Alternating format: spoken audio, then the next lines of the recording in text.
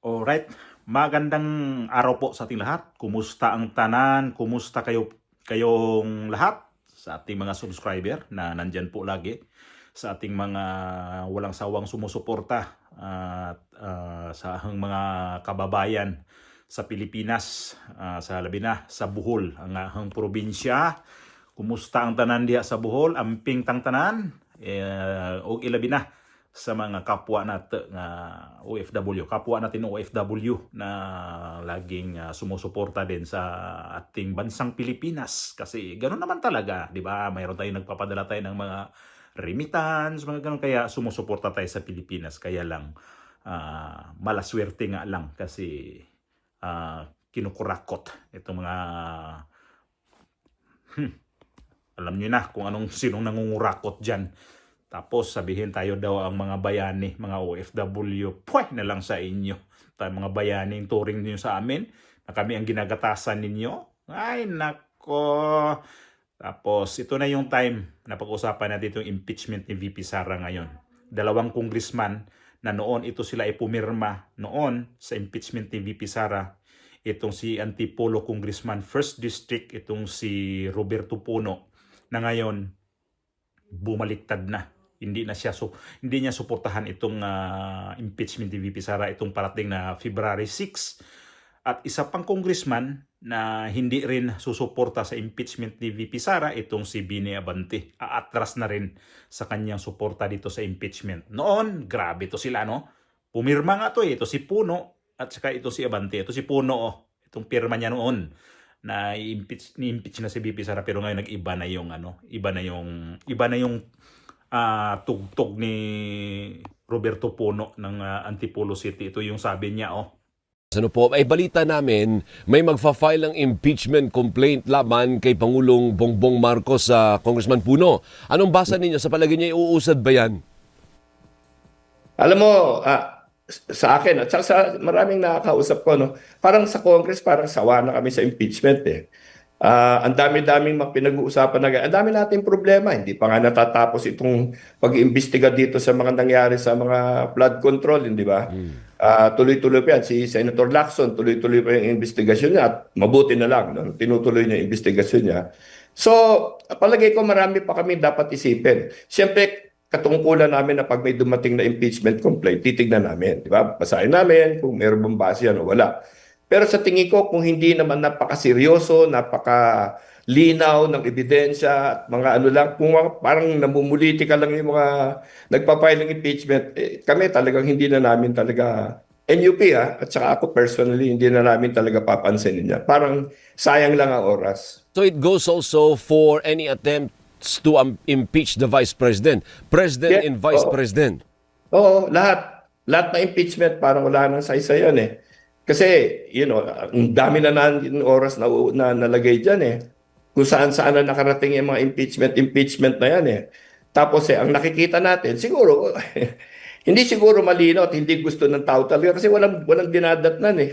Oh. At ang dami natin kailangan pag-usapan. Alam mo, pag pumasok tayo sa impeachment, magko-committee hearings yan sa the Committee on Justice. Ang daming haka-haka na naman, alam mo, at mawawala yung isip ng tao sa mga tunay na problema natin. Yung pagandahin natin ang gobyerno natin, gawin natin matino ang ating pamahalaan. Kung talagang pinagdududahan ng ating mamamayan yan, bawiin natin ang kanilang pagtitiwala, di ba? Tama na tong nagbabangayan, puro politika. Na alam naman natin walang pupuntahan, di ba? Kasi yung Senado ngayon sa tingin ko mahirap na may ma-impeach diyan eh. So pwede na may mag-i-sponsor, 'di ba? May mag-i-sponsor din naman talaga niyan, pero yung usad, malamang hindi uusad diyan at mauwi sa talagang impeachment. Tingin ko mauwi sa committee at most, no? Pero yung mga boboto, yung 130, wala na yon. Unang-una, yung Supreme Court decision, parang medyo pinahirap na yung ganyan na sistema eh. So, tingin ko, pupunta sa committee, tsaka kung nandiyan siya sa committee, di pabayaan na lang natin doon at ituloy natin yung lahat ng ibang trabaho ng Kongreso. Marami tayong kailangan gawin, Alvin eh. Oo Itong nga. taon na to, Sus Maria Josep, bumagsak yung economy natin. Ang dami nang nangyari. Kailangan tutukan natin mga problemang gano'n. Hindi na pwede itong gano'n. Puro politika na lang at saka wala namang karason-rason. Pero Kaya nakakainis itong itong mga barsaga na ganyan dahil talaga, hindi ba? Hindi, pero technically kung pwedeng sabayan. Ibig sabihin, sabay na nasa komite yung impeachment laban sa presidente at sa vice presidente. Okay lang yun, kakayaning asikasuhin ng chairman ng komite yun. Alam mo, 'di ba may patakaran na hindi ka pwedeng filean within 1 year of the last impeachment filing. Tama. Oh, so ang kay Vice President mo ang matatapos yung 1 year period sa February. Kaya naririnig ko na marami nag-iisip-isip. Ngayon, yung kay Pangulong Marcos, ang alam ko ayun ko, I might be wrong. Ang alam ko bandang May na file yung laban sa kanya. So wala pang 1 year, Mayo pa yon. So baka hindi magkasabay. Ayun, so mauuna yung kay Duterte kung sakasakali man. Kung meron man. Pero sabi mo, yung National Unity Party, kayong pinakamalaki dyan sa Kamara, hindi kayo susuporta dyan. Sa tingin ko hindi. Tingnan natin, depende siyempre sa complaint. Pero kung yung walang bago, walang madiin na ebidensya, hindi naman mukhang malinaw, gano'n, palagay ko. Hindi. Pero yung 130 na pirmahan, yan, sigurado ko, hindi kami sasali dyan. Iba na. Ayaw na niya suportaan. Nag-alanganin na suportaan itong impeachment ni VP Sara, itong parating na anak. Kasi nakaumang din kasi ito kay Bongbong Marcos. At sabihin pa nila dito, itong kay Bongbong Marcos daw, baka mahuli sa kay VP Sara. So, tiba-tiba kayo ngayon sa mga impeachment na yan. Kaya lang, iba na ngayon ang impeachment kasi. Ito pa kay ipasok ko muna itong kay ito sinasabi ni Bini Abante sa 5th District of Manila na noon din to, grabe din to, nagpapa-impeach. Pastor pa naman to pero in-impeach niya si VP Sara noon. Hapon po, Kong Benny. Kong Benny. Magandang hapon po. Opo. Magandang hapon sa inyo. Happy New Year uli. Happy New Year. Kong Ben. Kong Ben. Kasi close tayo eh.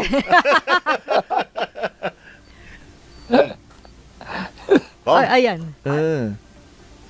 Oo. Sige. Ayun, akala namin nag-close yung linya eh. Viber to, no? Viber. Ayan. Oo. Sige. Ayan, Kong Benny. Benny Yes, sir. Ben Yes, ka, ma'am. Benny ako. Maan makapagal. Eto nga, ay sinasabi nga malapit na, no? Yung matapos yung 1-year bar rule sa February yan. Feb 6 yata, Feb parang 6. ganon. Ano po yung pinaghahandaan na po ba ito sa Kamara? Actually, wala akong alam dyan, Maan eh. I mean, ang alam ko dyan, yung Makabayan Bloc will be the one to file the impeachment. Sila magpa-file ng impeachment. And sinasabi ko din sa mga kasamahan ko, mukhang wala silang masyadong excitement to support. Yun ang alam ko. Oo. Kaya, so, I don't know, kung Makabayan Bloc yan, maaaring mga 6 sila. Pero nakikita ko naman na walang masyadong excitement ng mga administration congressmen to support the impeachment. So paano ho 'yun? Kung hindi suportado ng mga kongresista, paano magiging kapalaran nun na Kong Benny? Magiging baliwala.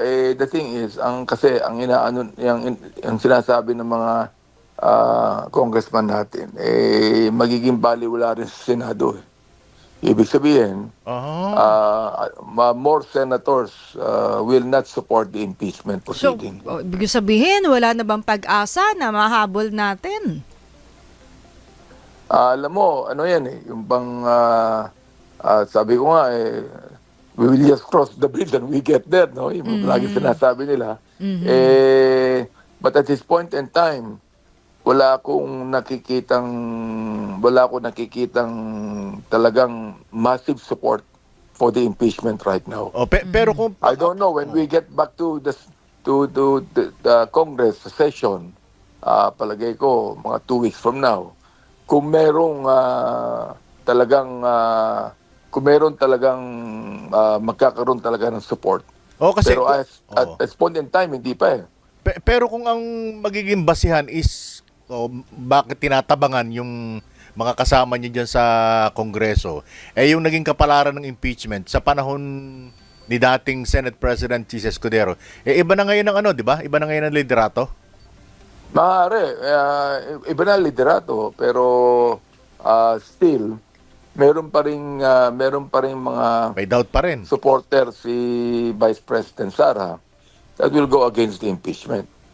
Okay. So, sabi ng mga ibang nakausap ko, anong mangyayari sa atin yan? We will just be, it's only an exercise of futility. Pag tinuloy natin yan, wala rin maaaring mangyari. Pero in the next 2 weeks, makikita po natin kung ano magiging kapasyahan ng mga marami natin mga congressman tungkol dyan. O, Kong Ben, so malilinawan in the next weeks, no? Kung Yes. oo. Pero yun nga kasi parang ngayon pa lang ay yun nga yung pakiramdam na walang pag-asa. Pero hindi ba okay na mas kumbaga i-try pa din? Lalo't may support ng Oo. public. Oo. Oo, malaki yung support ng public diyan. Kasi Di ba? Nawala ng gana, wala na silang tabang na daw yung mga congressman ngayon sa House of Representatives. Kasi iba na kasi iba kasi ngayon itong impeachment na to. Ito yung kunting kunting kaalaman ko lang dito na bakit sila parang humina na ang loob dito sa impeachment ni VP Sara. Ewan ko lang baka patibong din to. Nasa lang to isipin lang din natin baka lakas loob lang to si VP Sara. Ay mahina pa lang ninyo sa akin na sige, baka kampante si VP Sara nito. Huwag kang magkampante, madam, kasi baka mamaya itong mga to, alam naman natin itong mga katraidoran nito, mga hudas nitong mga to. So ito ngayon kasi, itong impeachment ni VP Sara, gawa nito nung nakaraan na hindi sila nagtagumpay noon dahil labag naman talaga yun 4 impeachment yun. Tapos yung panghuli yun ang in-endorse nila sa House of Representatives. Kasi nga pumirma sila noon na 1/3 noon ay nakuha nila dahil bayad nga yung mga congressman na yon. Ngayon kasi, kahit makakuha sila ng 1/3, kailangan iproseso pa din yan sa House of Representatives. Kailangan nilang pagdebatihan yan doon. Kailangan nila yan i-submit doon sa Justice Committee. Di kagaya noon na hindi sila, kapag na-impeach na sa 1/3, ay bahala na ang mga senador. Bahala na si Batman. Kayo nang bahala dyan sa mga maglibag ka, maghas-has ba? Yung bang balatan nyo na ng balatan yung mga reklamo ng Vice Presidente. Ngayon kasi hindi. Kailangan pa lang, dito pa lang sa House of Representatives, kailangan na yan dyan, busisiin na ng maayos dyan, mag-argumento na, haharap na si VP Sara. So kailangan talaga nila na kung may ground, i-impeach talaga, ipadala nila ngayon sa sa Senado. Yun yung kunting kaalaman ko lang na nagbago ngayon ang rule dito sa impeachment ni VP Sara. Kaya itong mga congressman ngayon na mahina na ang loob. Si Abante umatras na. Itong si Puno, wala na. Back out na siya dito. Bumaliktad na siya dito. Ayaw niya na. Sabi niya, nagsawa na nga daw yung mga, narinig niyo naman, nagsawa na daw yung mga tao sa impeachment na yun. Wala talaga silang gana daw ang mga tao ngayon ma-impeach. Pero yung ibang congressman dyan, tingnan nyo naman. Si Ridon. Anong nangyari kay Ridon? Gusto pa rin ma-impeach. At ang inasahan lang dito talaga mag-file, ito pa rin Makabayan Black. Kasi alam naman natin, Makabayan Black kasi, ayaw nila ito kay VP Sara. Kaya itong mga Makabayan, gusto talaga nilang bugbugin ng husto itong si VP Sara. Gusto nila patanggal. Ayaw nila yung makakandidato ito sa 2028. So ito na inantay natin. Kung hindi ito patibong man lang itong dalawang congressman ito, sabagay hindi lang naman itong dalawang congressman ang nagsalita nito, na malabo talaga ang impeachment itong taon na ito dahil sa bagong rule dito sa Supreme Court. Pati pati itong si Tiangco. Sino pang iba dyan na narinig ko na malabo talaga daw ang impeachment ngayon. Kasi sa dami ng requirements ba. Kaya doon sila nag-isip na ngayon, nabantayan din tong mga pera-pera na pangbayad noon. Ngayon kasi, mukhang laking bawas. Kaya isa rin to na napanghinaan ng loob itong mga congressman na to na hindi talaga nila ma-impeach si VP Sara. So, tingnan natin kung anong mangyayari nito. Kawawa naman to mga nag-asam-asam nito na hindi na makatakbo si VP Sara sa 2028. Nako, mukhang babaliktad na talaga ang mundo ngayon. Sabi ko nga itong 2026 ang dami pang mangyayari nito. Ito si Bongbong Marcos, akala natin hindi to siya iwanan sa mga congressman. Ito na, umpisa to ha. Warning to ni Bongbong Marcos. Kasi ganoon naman mga congressman Kung sinong uupong presidente, sino yung malakas na kandidato, umpisa na yan, baklas na yan. Umpisa na yan sila makipag deal na naman yan sa mga darating na magiging presidente. Ganyan naman. Wala namang yan mga congressman. Karamihan dyan. Karamihan. 98%. Babaliktad at babaliktad dyan. Panahon ni Pinoy, bumaliktad silang panahon. Dito kay Pangulong Duterte. Noon pa yan Di ba? Panahon ni Irap, yung mga congressman, kung sino yung sumunod, napunta kay Gloria Macapagal Arroyo. Kay Gloria Macapagal Arroyo, napunta sa sunod na presidente.